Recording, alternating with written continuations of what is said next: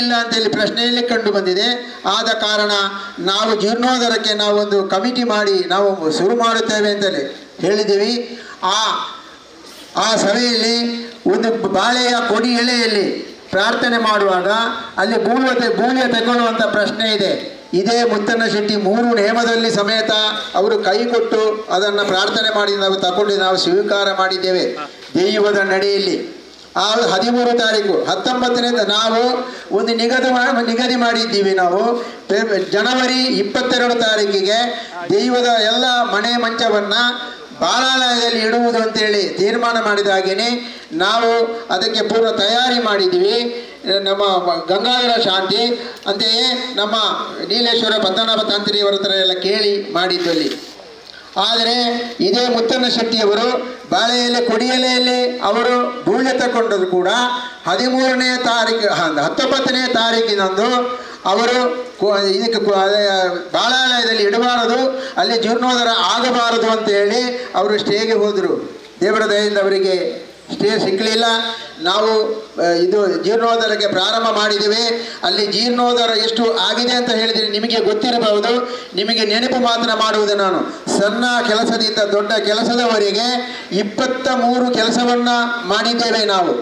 ದೊಡ್ಡ ಸಾಧಾರಣ ಒಂದು ದೇಣಿಗೆ ರೂಪದಲ್ಲಿ ಬಂದ ಹಣ, ಹಾಗೆಯೇ ಅಲ್ಲಿ ವಸ್ತು ರೂಪದಲ್ಲಿ ಬಂದ ಹಣ, ಹಾಗೆಯೇ ಶ್ರಮದಾನದಲ್ಲಿ ಅದರ ರೂಪದಲ್ಲಿ ಬಂದ ಮಾಡಿ ಕೆಲಸದ ಪ್ರಕಾರ ಸಾಧಾರಣ ಅಲ್ಲಿ ಒಂದು ಹತ್ತಿರ 2 ಕೋಟಿಯವರೆಗೆ ನಾವು ಕೆಲಸ ಮಾಡಿಸಿದ್ದೇವೆ. ಅದರಲ್ಲಿ ಒಂದು ಕೆಲಸ ಉಳಿದಿತ್ತು. ಯಾವುದು? ಇದು ಭಂಡಾರ ಮನೆಯದ್ದು. ನಮಗೆ ಒಂದು ವಿಶ್ವಾಸ ಇತ್ತು, ಭಂಡಾರ ಮನೆಯನ್ನು ಇವತ್ತು ಕೊಡ್ಬೋದು, ನಾಳೆ ಕೊಡ್ಬೋದು, ಇದು ಬ್ರಹ್ಮಕಲಶ ವರೆಗೆ ನಾವು ಕಾದಿವೆ. ಆದರೆ ಬ್ರಹ್ಮಕಲಶ ಆದ ಕೂಡಲೇ ಬ್ರಹ್ಮಕಲಶದ ಅಧ್ಯಕ್ಷರು ಹಿರಿಯರಾದ ರಾಮನ ಶೆಟ್ಟರ ಮುಖಾಂತರ ನಾವೊಂದು 10 ಜನ ಹೋಗಿ ಅಲ್ಲಿ ಕೇಳಿದ್ದೀವಿ, ಆ ಭಂಡಾರ ಮನೆಯನ್ನು ನಮಗೆ ಮಾಡಿಕೊಡಿ ಕ್ಷೇತ್ರದ ವತಿಯಿಂದ. ಅವರು ಮಾಡಿಕೊಡಲಿಲ್ಲ. ಆಮೇಲೆ ಗ್ರಾಮಸ್ಥರು ಹೋದರು. ಇಲಾಖೆಯಿಂದ ಸೂಚನೆ ಪ್ರಕಾರ ಗ್ರಾಮಸ್ಥರು ಹೋಗಿ ಕೇಳಿದರು. ಹಾಗೆಯೇ ಇಲಾಖೆಯ ಸೂಚನೆ ಪ್ರಕಾರ ಒಂದು ಅವರಿಗೆ ಬರೇ ನೀವು ಬಾಯಲ್ಲಿ ಓರಲಾಗಿ ಹೇಳುವುದು ಬೇಡ, ಲಿಖಿತವಾಗಿ ನೀವು ರಿಜಿಸ್ಟರ್ಡ್ ಮಾಡಿ ಒಂದು ವಿನಂತಿ ಲೆಟ್ರು ಅಂತ ಹೇಳಿದರು. ನಮ್ಮ ವ್ಯವಸ್ಥಾಪನಾ ಸಮಿತಿಯಿಂದ ಒಂದು ಲೆಟ್ರ್ ಕೊಟ್ಟಿದ್ದೀವಿ. ಹಾಗೆಯೇ ಜೀರ್ಣೋದ್ಧಾರ ಸಮಿತಿಯಿಂದ ಒಂದು ಲೆಟ್ರ್ ಕೊಟ್ಟಿದ್ದೇವೆ, ವಿನಂತಿ ಲೆಟ್ರು. ಹಾಗೆಯೇ ಗ್ರಾಮಸ್ಥರು ಸಮೇತ ಒಂದು ವಿನಂತಿ ಲೆಟ್ರು ರಿಜಿಸ್ಟ್ರೇಷನ್ ಒಂದೇ ಮ್ಯಾಟ್ರಿ ಸಾಧಾರಣ ಹೆಚ್ಚು ಕಡಿಮೆಯಾಗಿ ಇತ್ತು ಅದರಲ್ಲಿ. ಆದರೆ ನಾವು ಅದನ್ನು ಖರ್ಚು ವೆಚ್ಚ ನಾವು ಮಾಡ್ತೇವೆ ಅಂತೇಳಿ ವಿನಂತಿ ಮಾಡಿದಾಗ ಅವರು ಏನು ಉತ್ತರವನ್ನು ಕೊಡಲಿಲ್ಲ. ಆ ಪ್ರಶ್ನೆಗಳ ಪ್ರಶ್ನೆಯಲ್ಲಿ ಅವರು ಕೊಡದಿದ್ದರೆ ಏನು ಅಂತೇಳಿ ನಾನು ಅಲ್ಲಿ ಪ್ರಶ್ನೆ ಮಾಡುವಾಗ ಆ ಹೊತ್ತಿನಲ್ಲಿ ನಾವು ಅದರ ಬಗ್ಗೆ ಚಿಂತನೆ ಮಾಡುವ ಅಂತೇಳಿ ಜ್ಯೋತಿಷ್ಯರು ಹೇಳಿದರು. ನಮಗೆ ಭಂಡಾರ ಆಗಬೇಕಿತ್ತು. ಕಾರಣ ಇಷ್ಟೇ, ಭಂಡಾರ ಮನೆಯವರು ಇದ್ದರೂ ಕೂಡ ಅವರು ನಮ್ಮನ್ನು ಬ್ಲ್ಯಾಕ್ ಮೇಲ್ ಮಾಡ್ತಾ ಇದ್ದಾರೆ. 1911ನೇ ಇಸವಿಯಲ್ಲಿ ನಮಗೆ ಕೋಟೆಕಾರನ ವಲಸರಿಗೆ ಇದೇ ಭಂಡಾರವನ್ನು ಇವರು ಮುತ್ತಣ್ಣ ಶೆಟ್ಟಿ ಕೊಡಲಿಕ್ಕೆ ಬಿಡಲಿಲ್ಲ, ಚಾಕರಿಯವರನ್ನು ಬರಲಿಕ್ಕೆ ಬಿಡಲಿಲ್ಲ. ಅಲ್ಲಿ ದೈವದ ಒಂದು ಬಹಳ ಪ್ರಧಾನವಾದ ಒಂದು ಬಸವ ಅಂತ ಇದೆ. ಆ ಭಂಡಾರ ಬರುವಾಗ ಬಸವ ಬರಬೇಕಿತ್ತು, ಅದನ್ನು ಇವರು ತಡೆ ಹಿಡಿದಿದ್ದಾರೆ. ಆಮೇಲೆ ಅವರು ಬಸವನ ಮನೆಗೆ ನಾವು ರಾತ್ರಿ ಹೋಗುವಾಗ ಅವರೇ ಹೇಳಿದರು, ಮುತ್ತಣ್ಣ ಶೆಟ್ಟಿ ತಗೊಂಡು ಬರುವುದು ಬೇಡ ಅಂತ ಹೇಳಿದ್ದಾರೆ. ಚಾಕರಿಯವರನ್ನು ಅವರು ಒಂದು ಬಂಧನದಲ್ಲಿ ಇಟ್ಟಿದ್ರು. ನಾವು BC ರೋಡಿಯಿಂದ ತಂದು ಚಾಕರಿಯವರನ್ನು ತಂದು ನೇಮ ನಾವು ಮಾಡಿಸಿದ್ದೇವೆ. ಅದೆಲ್ಲ ಆಗಿದೆ. ಆ ಹೊತ್ತಿನಲ್ಲಿ ಸಾಧಾರಣ ಇವರು ಆ ಹೊತ್ತಿನ ವ್ಯವಸ್ಥಾಪನಾ ಸಮಿತಿ ಅಧ್ಯಕ್ಷರು ಜೀವಾನಂದ ಶೆಟ್ಟರು ಇದ್ದರು.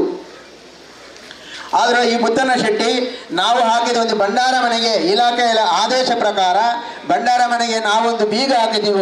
ಹಳತ್ತು ಬೀಗವನ್ನು ತೆಗೆದು ನಾವು ಹೊಸ ಬೀಗ ಹಾಕಿದ್ದನ್ನು 23/5/2021 ಇದೇ ಮುತ್ತಣ್ಣ ಶೆಟ್ಟಿ ವ್ಯವಸ್ಥಾಪನಾ ಸಮಿತಿ ಹಾಕಿ ಅಳವಡಿಸಿದ ಬೀಗವನ್ನು ಹೊಡೆದಾಕಿದ್ದಾರೆ. ಇದೇ ಮುತ್ತಣ್ಣ ಶೆಟ್ಟಿ ಇವರು ಬ್ಲ್ಯಾಕ್ ಮೇಲ್ ಮಾಡುವುದು.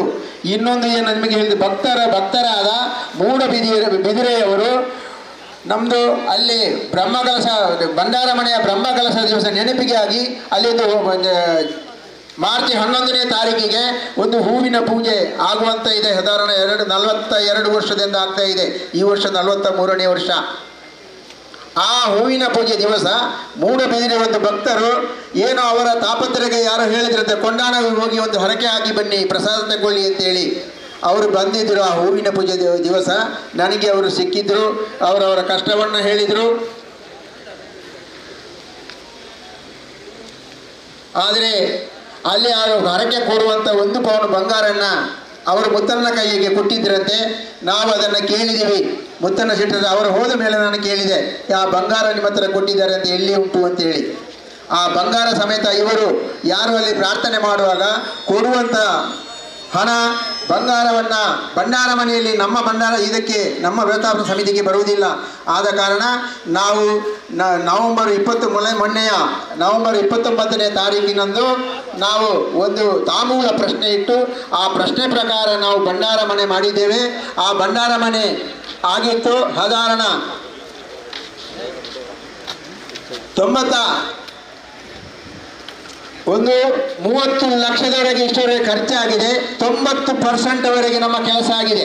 ಅದನ್ನು ನಿನ್ನೆ ಬೆಳಿಗ್ಗೆ 8:30 ಗಂಟೆ ಒಳಗೆ ಇದೇ ಮುತ್ತಣ್ಣ ಶೆಟ್ಟಿ ಅವರೊಟ್ಟಿಗೆ ಇದ್ದವರು ಶಿವರಾಜೆ, ಹಾಗೆಯೇ ಧೀರಾಜೆ, ಇವರು ಯಾರು ಶಿವಪ್ರಸಾದ್ ಆಚಾರ್ಯ, ನವೀನ್ ಮಾಡೂರು ಇವರೆಲ್ಲ ಸೇರಿಕೊಂಡು ಅದನ್ನು ಹೊಡೆದಾಕಿದ್ದಾರೆ. ಅದರ ಬಗ್ಗೆ ನಮ್ಮ ಅಧಿಕಾರಿಗಳು ಇಲ್ಲಿ ಉಳ್ಳಾಲ ಆರಕ್ಷ ಠಾಣೆಯಲ್ಲಿ ಕಂಪ್ಲೇಂಟ್ ಕೊಟ್ಟಿದ್ದಾರೆ. ಅದರ ಮೇಲೆ ಆ್ಯಕ್ಷನ್ ತಗೊಳ್ತೀನಿ ಹೇಳಿದ್ದಾರೆ. ನಾನು ಎಷ್ಟು ನಿಮಗೆ ಹೇಳಲಿಕ್ಕೆ ಕಾರಣ ಅಂತ ಹೇಳಿದರೆ ನಿಮಗೆ ಗೊತ್ತಿರಲಿ ಏನು ಅಂತೇಳಿ. ಧನ್ಯವಾದ.